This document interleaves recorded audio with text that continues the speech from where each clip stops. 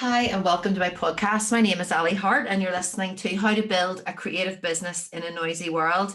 We're now into the fourth or fifth interview with people for my Hindsight series. And I say people because it's under the umbrella of creatives, business folk, family, friends who I am inspired by, and I know that they have a story to tell, and I am excited to have them sharing it. So today I have Lee Telford. Hi, Lee. Hello. It is lovely to have you. So, Thank you. if you just want to tell us, so people who have listened for a while will know your name and know how inspired I have felt having worked with you in a coaching capacity for me, and the growth that I felt from that. So I would tap into that a little bit about dealing with fear and just sitting in the moment and believing in the universe, really, I suppose. So do you want to just give a little bit, just tell us a little bit about what you do, if you're happy to summarize that? Yeah, I'll try my best. So my name is Lee and my business is called My Wellbeing Pal. So I am an intuitive wellbeing coach. And what that means is I help mainly women. Now I have some men clients, but I help mainly women just find themselves again, just remember who they are, just rediscover this part of them that they've maybe lost. Maybe they've changed careers, maybe they want to change careers, maybe they want to have children, maybe they've had children, they've lost that part of them, or maybe they're feeling imbalanced physically, mentally, emotionally, and they're not understand how to bring that back into balance again. So I am trained in holistic nutrition, and holistic means whole. So what that means is it's very different from clinical nutrition, and it means instead of just you would go to the doctor with a symptom and the doctor helps you with that. I look at the symptom, but I go back to the source. And what I have found from working with people is generally the source goes way back years and years. And it's generally 9 times out of 10, it's an emotional issue that started maybe the physical problem. So the word intuitive is very, very key with what I do, because I am really, really sensitive, and I have been all my life. I've suffered mental health. I've been a very, very sensitive child, but I am now using that as my gift. And that really helps me with clients. And you'll know from working with me that I just feel things. I feel, I know, Ali, with you've talked obviously about heart stuff and things like that. And when I'm working with clients, you don't even need to mention it, and I will feel that in my body, and that helps me and it guides me to an area that we need to work with even before you say anything to me. And it's a gift that I've just ignored for a long, long time. So what I've done is I've brought all the learnings of, my nutrition. I've also trained in yoga. I've also trained in Reiki and energy work, integrated energy therapy, essential oils, and brought that all together into one package just to help women.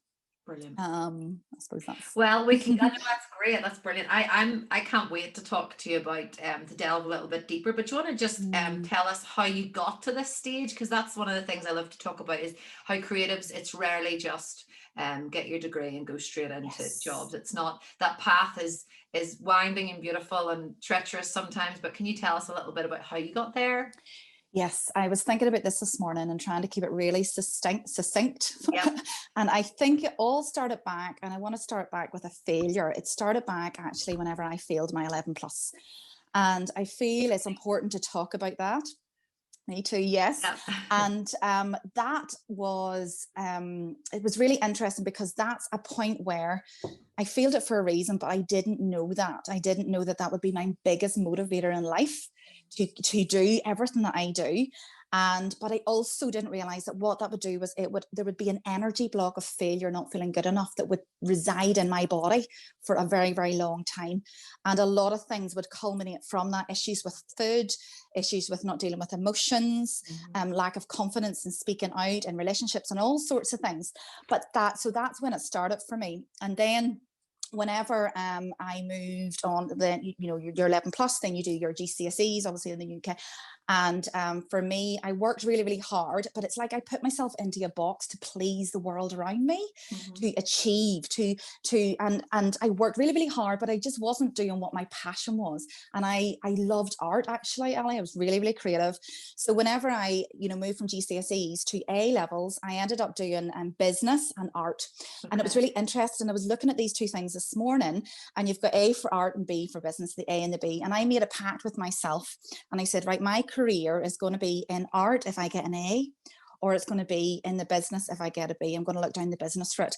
So I immediately just, I cut myself off to be this perfect person to achieve. And I cut myself off from my dreams a little bit because I am so creative.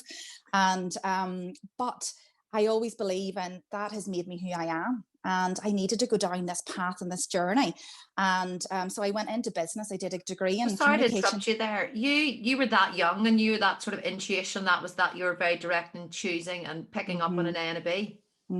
But also I was brought up and we didn't have a lot of money growing up, and my parents would have fought a lot, you know, about money. My dad lost his job, so there was worry about money and having a job. So then that sort of took over the dreams, doesn't it? It just takes over just doing what you love, because you have to be practical. So I sort of, and this is what I work with people with, is you've got this intuitive side, and you've your logic side, and sometimes this logic side, the head can take over too much, and we don't tune into this intuitive side. We lose that part of us, you know. And I call this the feminine and the masculine as well, you know.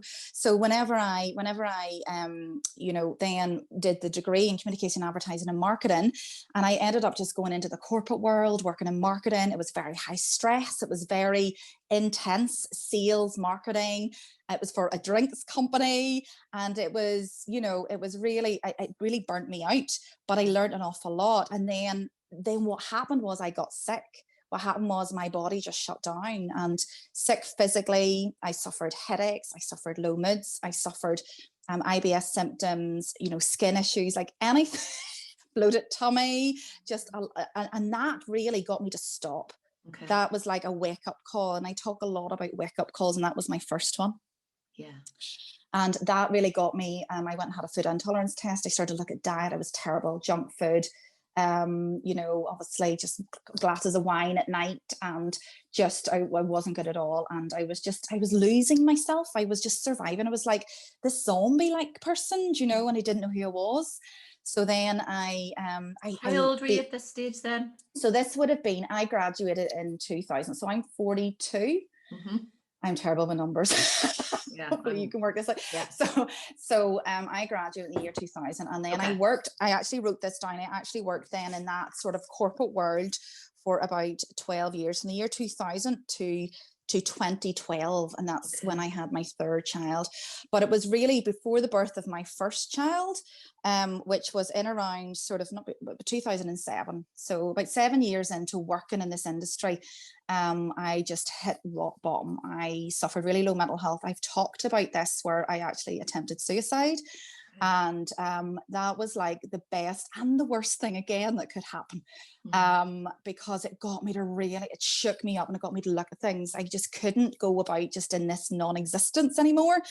And that was the biggest wake-up call. And that's when I started this type of work. I started to look deeper. I started to read books. I started to go to my own coach, my own Reiki healer, just look at nutrition. And then I like to know everything about it. So then I trained in it all. So that's really what I've been doing since then. You know, that was sort of 2007. I had my first child in 2009, then 2011, 2012. That was the 3 children. And then really at the birth of my third child, she woke me up again. And that's when I ended up leaving the corporate world and setting up my nutritional pal. Okay. So brilliant. No, that's so fascinating to hear. And then with your the intuition side and everything there, because that I didn't know that about the 11 plus, because that is really interesting. So having worked with you, I always know, I've been to counseling before, and I know this is very different from that in many ways. For me, it felt actually deeper with what you and I talked about, but for me, a lot of it stems from dad. So that pinnacle point of 7 and 8 years of age, it was the week before my 8th birthday. But interestingly, the 11 plus is something I feel like I talk a lot about as well, and how that is actually how I connect with a lot of people. Do you find with you, with recognizing those points, it's that thing of always talk to creatives about finding the not the hotspot, finding the those points or dates, and then empowering yourself, drawing them out and moving forward. Do you feel that there is a power in that for boosting creativity and just life in general? Because you're saying there about like suicide. I'm so sorry to hear about that. That is a massive it's journey. powerful, and I question, I sort of like, do I mention this or do I not? And I just want to fully be myself, and I don't want people to think I'm this perfect person. You know, my life is good, you know, but every day is a struggle. And, you know, I want people to understand that mental health is something to be talked about. Yeah. And it you know, there is a difference, you know, and for me, I wasn't depressed. That's the thing. I just, something happened and I hit rock bottom, and I didn't have the tools. We don't have the tools, and that's what I do with women, is help give them the tools to navigate that. But I feel that the thing that you've touched on there is really important, and that's what I talked about at the start, was getting to the source of stuff. And the source is generally from childhood. And there is something about age 7 or 8 for many of us, that where our light is dimmed, I feel, or where we learn, we actually realize that we're very separate, that we are this entity, that we can walk and talk and have an opinion, but other people don't like that opinion, mothers and fathers and teachers, if it's not in agreement with theirs. And what we do is subconsciously then we want to please the world around us, and we have been brought up to be these good girls and good boys and do this and do that. And then we lose that part of us, that's that intuitive part of us. And it's really interesting. And I find with school, and me being, especially creatives, I feel, because our mind is so vast and we don't think what I'm going to say, I'll just say creatives, because I feel everybody is creative. I feel everybody is here to create. But I feel we're just, some of us are a bit different, and I felt really different. And I felt that, you know, I felt that school, I really struggled because, and what now I know that it just wasn't presented in a way that my brain understood. There was nothing there's no course in this type of work that I do now, you know, there was nothing there available for me and my gifts. And it's really, really interesting. I'm finding this now with my youngest child. I had to take her out of school just before Christmas because she was really struggling in the school that she was in. And she was getting really, really stressed and really traumatized because she wasn't being seen. Her light was being dimmed. This is not against teachers or anything. It was just an experience that we had. And I have moved her to another school. We're now in lockdown. She hasn't even met her teachers. She hasn't even been in the school. And she is thriving. She's like this flower that is blooming now. And how old is she? Sorry, is she about the same age as my second? She's 8. Oh, she's 8. 7, 8. Well, that's so interesting you're saying about that, because I think it's psychologically proven that the 7 and 8 is when you become aware that you're saying that you don't have to. Also, you're self-conscious. Apparently, that's another thing you learn about being self-conscious. So it is. There was just so I want you to open up even more about this. So I don't mind saying it now and talking about it now, but I don't mean to say woo-woo, but you know, people are, one of the sessions that we had, and you do go, I guess, quite deep, and my son now is going through play therapy. And because I had this intuitive therapy with you, I feel even more invested, and I can see how even, you know, after his therapy, like he's very sensitive to touch and even the bubbles in the bath. There's lots of things that keep coming up. But one of the experiences I had with you was going to the beach, which I love, in Port Ballantrae, which is a place in Northern Ireland that we would have gone with my dad. And being there with him, and the other interesting thing I want people to know is I'm talking on video now with Lee, and people will watch this on YouTube, but all of the sessions with you were on the phone. Yes. So I don't even think it's just because I'm a creative that I was able to get involved in that vision side of it. But can you just explain a little bit of I couldn't wait to tell people about that experience with my dad. It was very emotional, but it was one of the things that we were doing was I was seeing myself as that 7, I can hear you crying now, 8-year-old, but then also was there as an older version of myself, comforting the younger version. And my dad was there and he was just telling me it was okay, and we're around a bonfire. And then I had this lovely experience in August when I was in the water myself at 9 a.m. And then I stood right where that bonfire in my mind was. I don't think you have to be an artist to be able to go to those places. Can you explain a little bit about what, if it's easy enough to do, but for people might not understand, that actually really helped my business, because I talk about personal branding. I talk about knowing yourself really well. that journey with dad, and me understanding you're saying about being normal and knowing that dad, there was a space and there's a time and he wasn't perfect, really valuable to me. Can you Yeah. explain a little bit about that or unravel a little bit of that? I will try and do it. Now, I don't remember sessions. Yes. So there would have been a point where we started talking where you would have said, I'd say you have an intention for the session, or there's something coming up for you that week, like a block or something that you're struggling with. So what we would have done is closed our eyes and got ourselves into a lovely, calm, intuitive place where we were connecting. And this is where you are starting to slow the breathing down, and you're starting to open up to that part of the brain that is intuitive. Okay. And you're also getting into your body's kicking into what's called the parasympathetic nervous system of rest and digest. You're not in the sympathetic, so you're a lot calmer. You're not in a fear, in a place of love, to go into your soul, to go into your heart, to connect with the deepest parts of you. So within you, you have, the way I say it is, we have these three aspects of us. And this is men and women, but we have these three aspects. Sorry, the sun is getting brighter and brighter. Three aspects of us. And we have this inner child, we have this mother energy, and we have this, what I call the wise, wild woman, right? Mm-hmm. So to heal all parts and those aspects, we have to start generally with the inner child, okay? And what I find for many of us, when we have a fear or a block or we're struggling with something, it's generally, it starts with this inner child, which is this part of us that is scared for us to move forward, that is in fear. It's not us that's in fear, it's her. But she is so loud and she is so anxious, because it's like when I had my first sort of session like this, very different. Obviously, it wasn't on the phone. I was lying on a bed, and my mentor at the time, the first concept of inner child healing, she just said, there is like 12 versions of you around the bed. And I was like, what? I thought she'd lost the plot. And I said, what do you mean? She says, these are all different parts of you at different ages that are really sad. They're so sad. Some are angry, some are sad, some are fearful. And these would have been points in my life where I wouldn't have felt good or something would have happened. It doesn't need to, for you, it was a big trauma, like losing your dad at that age. For other people, it can be a small trauma, like where you have a brother and sister, and the sister gets the ice cream and the brother doesn't. But the way they've interpreted that is, I'm not good enough for that ice cream. And what we do is we go back in time into those memories. They're like subconscious memories. They're not there all of the time. And when you're in that calm place, that takes you back so you can see things a lot clearer. And you can see the people around you were just doing the best that they could. You can see that you had interpreted that in maybe the wrong way or a different way. You can see, sometimes I will bring the energy of our mom and our dad in to have these conversations.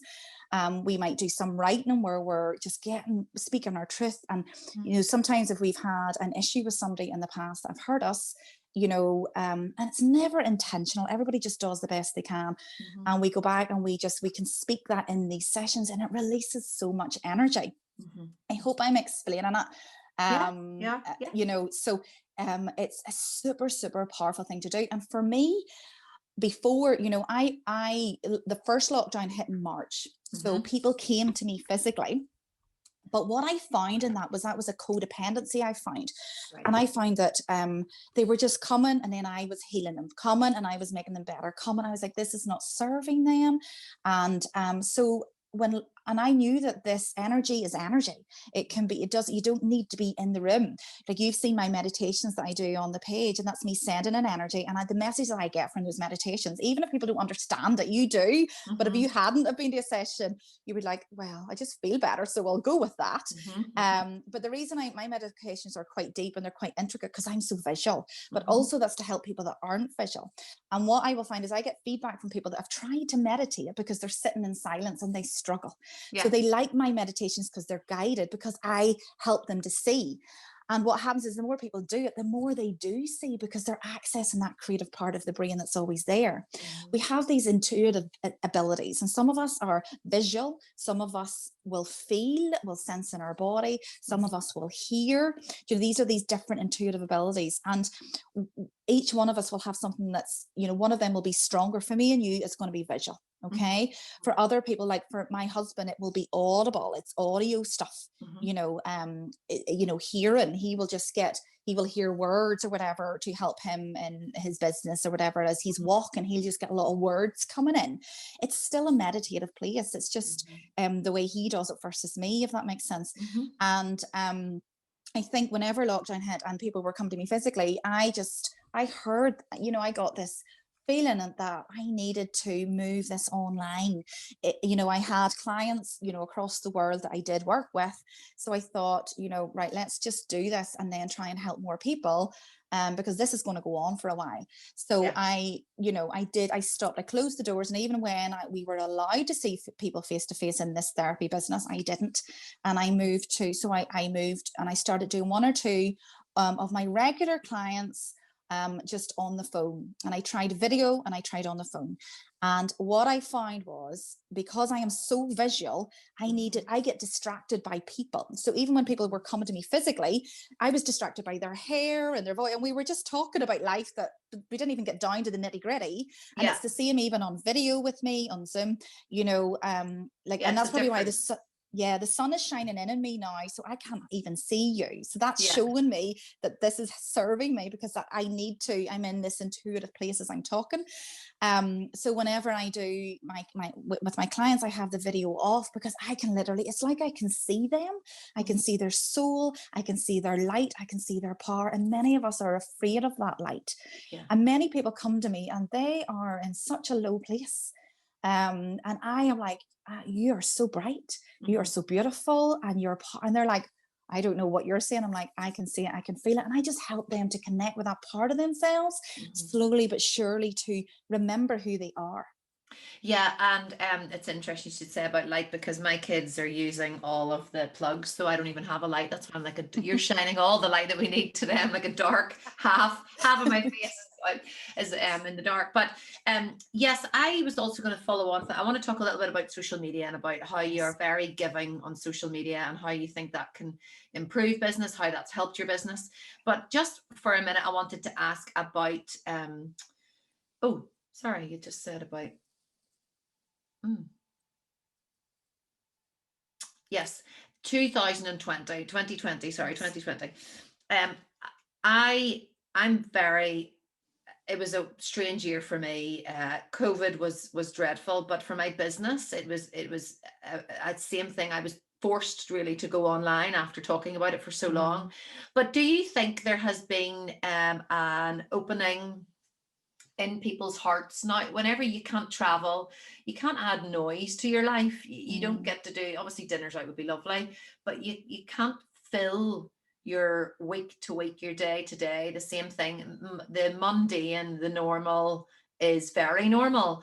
Do you think there's been an opening? People are a little bit more responsive to the type of work that you do. I feel it for me too. I feel people are more willing to even take part in creative, in art practices. But how do you view that? Yeah, I mean, I see 2020 as this, it's like, to me, it's like a massive wake-up call. And I actually I feel like I want to write a book about this, to be honest. I'll just add it to the list. But to me, it's like as much as it's been very, very difficult, a really, really difficult year for many, it's also got people to go within more. It's got people to just, what we were doing was we were burnt out. We were just constantly doing, and we were getting and I count me in this as well, okay, and saying we, and we were losing sight of what's important. Not everybody, but I'm just speaking from experience and just with clients that I've maybe worked with, okay, and we were getting into this,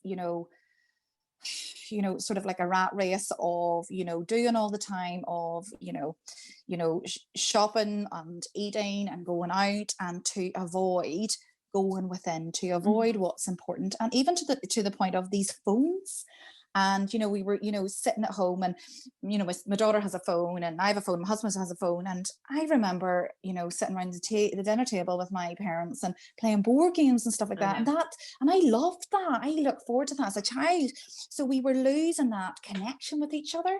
And what this has done is it's brought us all to come into our homes for a reason. And we have what's called an auric field, which is this energy field outside of our body. And what I feel with this COVID, what this has done is it's actually allowed our auric fields were all getting like joined up between each other. And what I feel is it's allowed us to breathe again. It's allowed Mother Earth to breathe. It's allowed everything just to be cleansed. And some people have struggled, some people haven't. And what I was guided was, is I have been on this journey for a long time, and I've sort of been doing it inside, indoors, hiding behind it. And I know what I'm doing. And I was guided that a lot of people are wanting to go within, or wanting to maybe, do and look within. How do they look within? What does that mean? Go within themselves, look deep at this and that, and what makes them tick, and who they really are, but they didn't know how. And I literally spent 10 years doing that. So for me, I feel my role here is to show up, get out of my own way. I have fears of speaking, fears of doing videos, fears of showing up, fear of not being liked, fear of Chris. I have so many fears.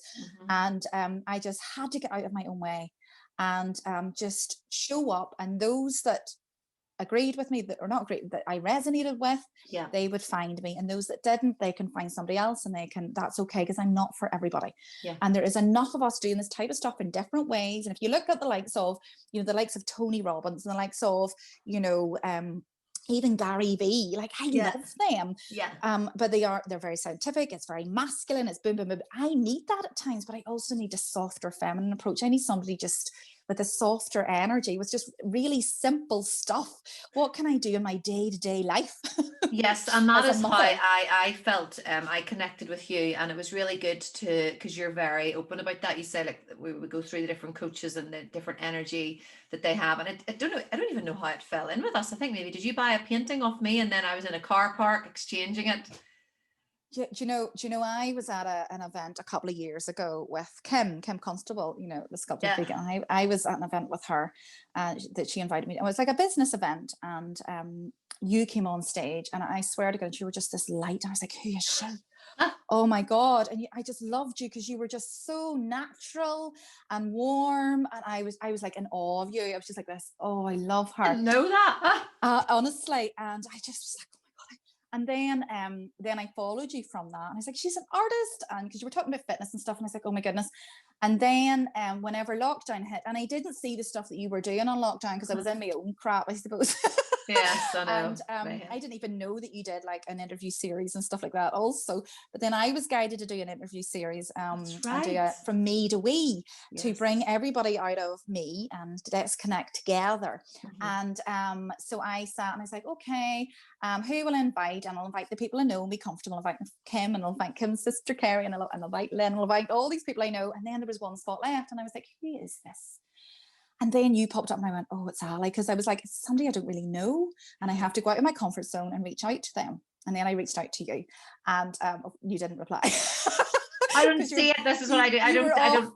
Yes, I don't social media. And I also, unless I get to it immediately, I don't open them until I have time to sit. So yes. That was not so anyway, no, I know that, but it was really good for me, because then I went into my, oh my God, how? And I was like, I was just doing all this talk in my head. I thought, you know what, at least you tried. And the next thing come back, all about that, Lee, isn't that funny? Totally, I know. And you come back with, oh, I'd love to do it. And I was just so delighted then it all worked out. But that allowed me, by you not replying to me. This is what many of us do, you see. It feels like a rejection. Immediately. Yes, totally. You didn't see the messages. So you didn't not reply to me. But to me, that felt like a rejection. That brought up my feelings of not feeling good enough. That allowed me to go into myself and work deep. And I had to break all of this up and go, she just hasn't been on social media. She just hasn't seen this. It's not about you. She has her own stuff. So I went into all of this in my head, and I was like, okay, this is good. And the next thing then, that cleared an energy, and you contacted me. Isn't that so strange? But it's strange that I'd forgotten about that, even whenever. It's amazing, isn't it? Even whenever I was working with you last year. But it's been a lovely exchange for us anyway, in terms of like a creative appreciation and a journey as well, like having you and Bo on one of my workshops. And it was just when I came back from COVID, and apologies, I think you took a lot of the heavy energy and the worry that I had around that for me. No, that's why we were meant to be there. And I had my own stuff going on, as you know, around that time, so we helped each other. And I have the memories of those two paintings of the deer. Bo has her deer and I have my deer, of that workshop in frames in this room, and they're beautiful. Well, you touched a little bit on it about fear there. I love asking people how they deal with fear. How or is there one or two of your to tie that with social media, I think you're extremely good at giving on social, and um, that adds value, I believe, Yeah, to yeah, your audience. And as you said, I feel like it's always giving without expectation, which is beautiful. yes. Mhm. Um, in that as well, there's fear with social media. Do you want to tie that in? Anybody that feels fear? So stepping into your topic. So when you contacted me, it was via social as well. When Yes. you do the meditation on a Monday, it's via Hmm. social. Hmm. There's obviously fear associated with that, and Hmm. you're saying there about feelings of not being good enough from an early age, and they can still Hmm. resurface. Do you have any tips or nuggets, or just do you want to share how you deal with that? Do you know what? You just make friends with fear. Okay, beautiful. That's what I had to do. And I had to, what I was doing was trying to be perfect and not feel fear. Mhm. It's impossible. And we see a lot of people on social media and they look like they have no fear. And see, if you talk to anybody that's really, they're amazing, they have a lot of followers, if you talk to them, they all feel fear. Mhm. They just do it anyway. Mhm. And I had to really become friends with this friend, fear. And I actually see her as my inner child. So when Yeah. I seen her as my inner child, which she really is, and I was like, we can do this, we've got this. And I just kept doing it. There's a beautiful book called Feel the Fear and Do It Do it Anyway. anyway. Yeah. And it literally is. And I talked to my daughter about this. I was like, daughter, darling daughter. It's like, daughter, it was his boat. I said, darling, I feel this all the time, but I just do it. You Mhm. just got to keep doing it. And for me, the more you do it, the easier it is. Mhm. So and that's why I decided to show up, and I decided to do the interview series, and I decided to do the Monday meditations. I never know what I'm going to do. I feel like I could be sick like on a Sunday night or a Monday morning, but it's interesting. It doesn't show up on the screen. I just start. Mhm. And it's like once you step into it, and this is the thing, it's like you have to just keep putting one foot in front of the Yeah. other. And then it's like, for me, I have a faith. I believe in God, believe in angels, and I believe in like a higher power, whether it doesn't matter about the terminology for me, whether it's the universe, whatever it is. And I just have this faith that is guiding me. And what happens is, whenever I just trust in that, whatever it is, I put one foot in front of the other, and I know I'm going to be held, and I know I'm going to be supported. The more you do that, the more you go, oh goodness, yes, I am being supported. And then Yeah. and it becomes easier and easier, and the fear just starts to dissipate, it starts to calm down. It starts to just get quieter, that voice in your head that's telling you, don't do this, don't do this, don't do this. And do you believe that putting that out and stepping out will attract your audience and to the right people to you? I believe that we all have this light within us. And I Mhm. believe the more that I just shine my light and just be me, Mhm. okay, warts and all, just be me, good times, bad times, I slip up, I say silly things, Mhm. that gives others permission to shine theirs, to Agreed. do Yeah. whatever that is they're here to do. Yeah. And it's funny, I have just set up this week, and I was debating whether doing it, I've set up like a new mentorship program to help women that have been coming to me or have done the hormone balance. They're like, what's next? Mhm. And they are wanting to shine their light, but they don't know how. And this is where we tune into the seasons, we tune into, and they will all shine their light in different ways. And Mhm. what happens is we compare. So some people will be going, I don't want to do what she does on social media. I can't do interviews. So Mhm. then what happens is we let that block us Yeah. because we're comparing ourselves to others. And in that beautiful group, I call it the Seven Sisters, a beautiful group of 7 women. Every single one of them is different. Yeah. And one of them, is going to write screenplays, and her beautiful light will shine through her screenplays. Somebody else will act because she's quite shy. Mhm. There's other people who are they're making little things, but it's many different ways to show up for them, and Agreed. that's all Yeah. very creative. Yes. Um, yeah. And my mentoring, the students that I mentor as well, I talk about that. The very first session is we're broken down into 4 modules, and the Mm, first session is talking about you and personal branding. And one of the things I always say to them is, if I was to say to you, would a photo with a little bit of picture on it, or a video of you talking to the screen, or just word, like what is it, or what is it that stands out for which room would you gravitate towards? And it's the same thing as you're saying about the people being beautiful. different, because you will align with that, and that there's still value in that, just because you're not Hmm. doing face to face. It's also been really lovely. I should actually send my mentoring students to you after, but it's been a lovely journey for me to see how well, they might not start with video and they realize about fear, but by the end session, they're like, I've got to Yes. it. I'm getting to Yes. it. Yes. Because it's more than just me giving strategies for business. And I definitely think I've learned that from you, is it's about someone being in the wings, Yes. tapping you on and being there, and someone who knows and is doing it. And sometimes when Yes. I feel fear and I don't want to do things, I actually think about my mentoring students and feel like I owe it to them. Totally. You're just being that lighthouse, Mm-hmm. you're just shining your light. Yeah. It doesn't matter whether you're not feeling it, is you just do be you. Yeah. And then that gives those people that are very similar to you to be them, And I think that's what I recognized in you. I recognized a quirkiness that reminded me of me. Yeah. And just, I don't want to say a weirdness, like it's like embracing your weirdness, your We are. quirkiness, your fun. All right, I'll hold my hand. But just very natural, Yeah. just showing up as you, and just like the girl next door. And I really recognized that in you, and that allowed me to then, and I watched, what you did, and that allowed me to show up as me. Mm-hmm. And then you had to help me, get through all the layers that people don't see underneath. Right. Well, just as we wrap up then, because I know you have a busy morning as well, tell me, are you reading anything at the minute? Because I'm reading, I have started to read the Thursday Murder Club, which is a bit more kind of the fluffy, but where's the book that I remember I ordered it by mistake and I said to you, I've got it. So tell me one of the books you read. It doesn't have to be one related to work. I know that one of mine was about the universe that I had. Have you read Big Magic? Actually, I was talking about this. Oh, do you know, I bought that ages ago. Same. On the Kindle. And the Kindle where you have, so yeah. I had, and I thought, I want to get that out again and get it on my Kindle, because it's not on my Audible, so I'm trying to find my Kindle. Yes. And that was, I really recently, so thank you for the reminder of that. But I actually, there's a book I've bought, and I can't remember the exact name of it. I got it on Audible the other day, and it's about embracing your mean girl. Okay. And that is something that's really important for us to touch on, is this wild side of us, is this free side of us. I think we have been brought up to be this good girl, this perfect girl, to say, and I think that's where a lot of us women as mothers, we get overwhelmed, because we're trying to be so perfect and to do everything.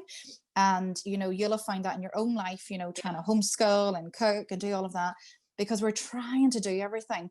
And this really helps you to have boundaries. It really helps you, because whenever we have boundaries, we feel like a bit like, oh God, I'm not being a very nice person, because that's the way we've been brought up. And that mean girl is that part of you that is, you're not being mean at all. You just have boundaries. Yeah. And I can't remember the name of it, but I'll send it to you anyway to post it. I can't, unless it's something about your mean girl. I was like, that's enough. And I'm listening to that. I can't remember who. But I do have a book in front of me, which I think people would love. And I'm sure do you know what that is? The Artist's Way.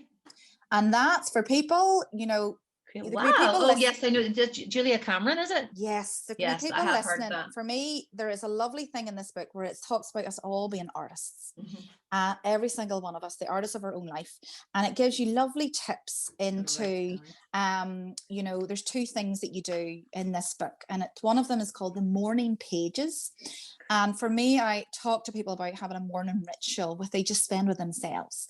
And whether it's just 5 minutes, 10 minutes. And I sort of learned this also from Glennon Doyle, and that's one of her book, Untamed, is probably one of the best books you could read. That's what I listened to. And about accessing your wild. Yes. That's the Wild Woman as well. And she is amazing. And she is just so real and to the point. And you just recognize yourself in her. And she started, for her to write, she would go into the wardrobe in the morning at 5 a.m. away from the kids and just write. And so I started doing that. There's also The Morning Miracle is another book, talks about your morning, and that allows you, but there's a thing in this called the morning pages. Brilliant. Where a lot of people, where you just download all your crap. You just literally, all of the stuff that's in your head, arguments with husbands or things that you felt bad about saying or doing, and you get rid of it, and then you rip it up. Brilliant. So it's not like journal, it's very, very different. And you also have like a weekly date with yourself, whether you grab a book, you sit and read it, or whether you just go for a walk or you go for a drive. And those two things, just to finish it off, just to start to access and get to know you better, Mhm. would be what I recommend. And she talks about this in this book. And you're reading that at the minute then? That's what you're Yes, yes, that's one of the books. Brilliant. Well, thank you. Thank you for Thank you so literally much. shining your light and sharing. I've been looking forward to it for quite a while, and I just can't wait for people to, and then especially with the listeners increasing and people being open to this whole experience, which you blot off whenever you busy Yes. yourself, and you even you're saying there about shopping. There's so many things we can just fill the void, and the whole point of my podcast is how to build a creative business in a noisy Yes. world. So Yes, it's just a totally. whole new space. But thank you. And can you just tell us where Oh. people can find you? Yes, so I do a lot of stuff on Instagram mainly, my Wellbeing Pal, and I am setting up a podcast as Woohoo! well. Also, Put it so out to the universe. You can't, this yeah, you can't back down now. this is great practice. And one of the other things I've been guided to do, my daughter wants to do something with me, so I'm going to do some TikTok videos with her. I talk about the mother and daughter relationship in a fun way. So Brilliant. Stay tuned for that. That is, and Being it's a bit about silly. it's about seeing where people's eyes are at the minute. And people's eyes are on TikTok. Do you know, just to give you a laugh, because my TikTok is growing. I just put in little time lapses. This morning I had to Google how to do a live on it, and I still can't figure out how to do a live. I was going to do a live of the human face because I thought I may as well share that in every channel. Yes. How to draw the human face.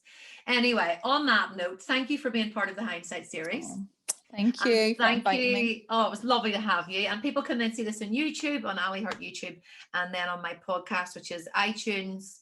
And you'll be listening to this anyway if you're on the podcast. But I would love you to subscribe and to hear all the other people that I have interviewed. I'm really enjoying this series, and I think you can tell. But I will see you on the other side.